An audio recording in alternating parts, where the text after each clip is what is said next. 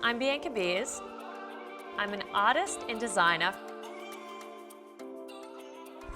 Today I'm going to be teaching you how to create your very own filter for Instagram using my Microsoft Surface Pro 7. Welcome to my class at the School of Surface. Let's get into it. So today I'll be teaching you guys how to create your own custom Instagram filter. For this you're going to need two programs. So one is Spark AR, which is the program that Instagram and Facebook use for uploading filters. And the other is going to be your illustration or design app. For me, I use Photoshop, so that's what I'm using today. We're going to start in Photoshop, and I'm just using this file, which is a face map, which comes as an asset when you download Spark AR. So what we're going to do to create our design is we're going to add a new layer down in the right-hand bottom corner. And what I'm going to start with is some eyeshadow. So we're just going to draw that on. And just erase to get the right shape.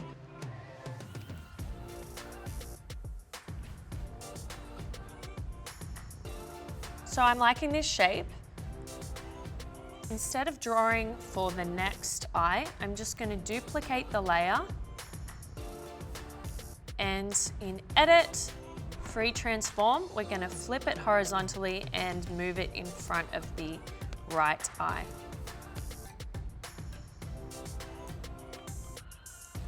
So to create one layer, we're going to merge. And to save this as an asset, we can use in Spark AR, we're going to save it as a PNG, which means we have to remove this bottom layer here, so it's just the eyeshadow showing. And we're going to File, Save As, Eyeshadow, PNG. For the next step, we're going to drop this asset into Spark AR. So in the Spark program, we're going to click New Project, Blank Project. And here you'll be able to see a face, which is going to map how your assets look on a face.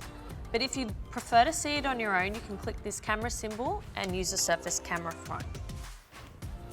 Now, to add the eyeshadow in, what we need to do in the left-hand panel is add an object, face tracker, and insert.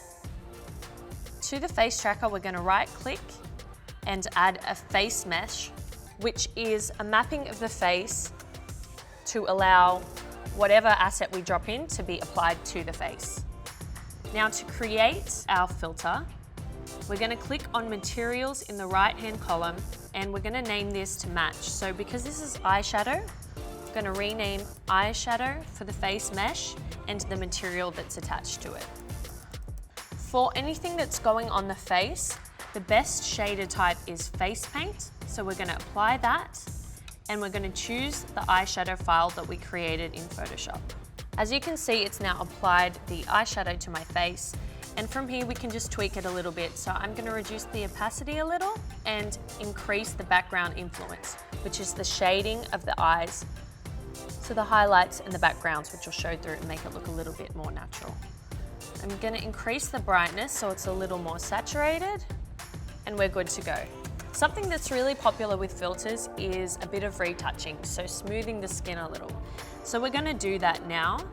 And in Face Tracker, we're going to add another face mesh, name it Smoothing. And then in the right-hand panel, we're going to add a material. And in the material panel, we're going to name that to Smoothing. For smoothing, in the shader type, we're going to select Retouching as opposed to Face Paint.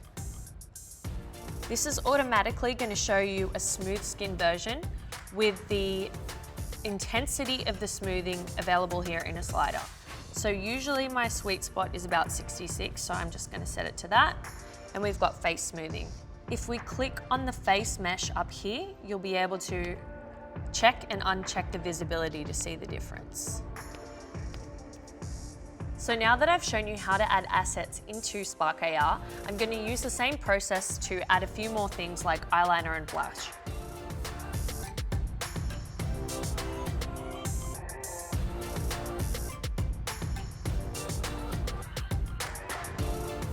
So So now I'm going to add in another asset using a little bit of a different technique. So I'm going to show you how. In the face tracker, we are going to add a plane. What I'm trying to do here is create a little flower that we can add off to the side so it looks like it's sitting behind my ear.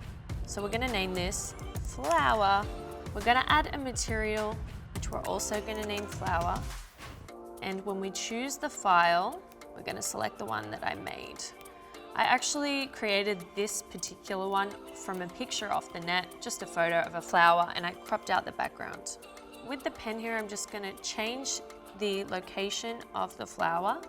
In the background, you'll see the direction. Off to the side here, you'll see the axis and direction. So we're just going to put it in a place where it looks nice and natural and doesn't cut into my face.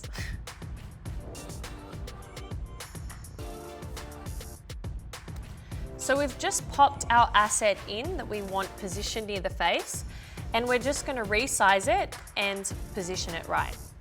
So here with the pen, I'm just going to change it so it looks like it's sitting behind my ear. I feel like that's pretty cute, so we're going to leave it there. Once you're happy with your filter, you can test it out in the app it's intended for. You can do this here in the very left-hand column, clicking the icon with a rectangle and arrow. If it's intended for Facebook, you can send to Facebook, and if it's intended for Instagram, send to Instagram. That way you'll get an alert in the app and you'll be able to use it on your screen. To save it for the app it's intended for, we click Project, Edit Properties. My filter is intended for Instagram only, so I'm going to unclick Facebook.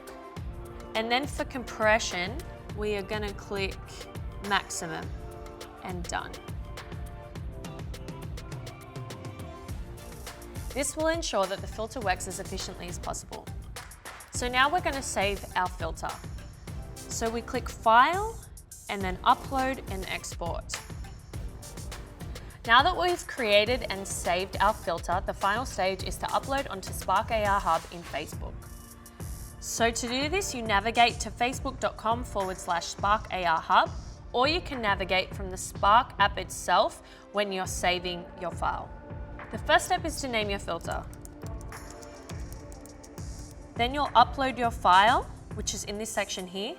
Mine is pre-saved from the app as I navigated from there to Spark AR Hub. Next is selecting the platform you want your filter to be available on. All platforms allows your filter available on Instagram and Facebook. I personally want mine on Instagram only, so I'm going to turn off for Facebook. Here is the section which tells you which Instagram page owns the filter. So for me, I have it logged on to my own Instagram account, Bianca Beers. Now you select categories for your filter. As mine is a kind of beauty makeup effect, we're going to select selfies. What else? Appearance. Selfies and appearance. You can select up to 4. Punching in some keywords is really important for uploading your filter, as it makes your filter available when people search certain words. You're allowed up to 20 keywords per filter, so it's important to keep them quite specific to the filter you've designed. The next step is uploading a demo video of your filter in action. You would usually do this in the app of choice. Next is an icon, so a thumbnail for your filter. This you can just take as a screen grab from the video that you record. And lastly, we have publication date. I find that setting a time and a date is most efficient, as your filter needs to be approved by the community, which can take a couple months. So setting a date just ensures that it gets done by the date you need it by. Lastly are some instructions for the viewer if you have any. Some filters require a tap to activate certain parts of the filter, so this is where you would fill out that information. Click Submit and you're done. Once your filter is approved, it'll be available on the platform of your choice.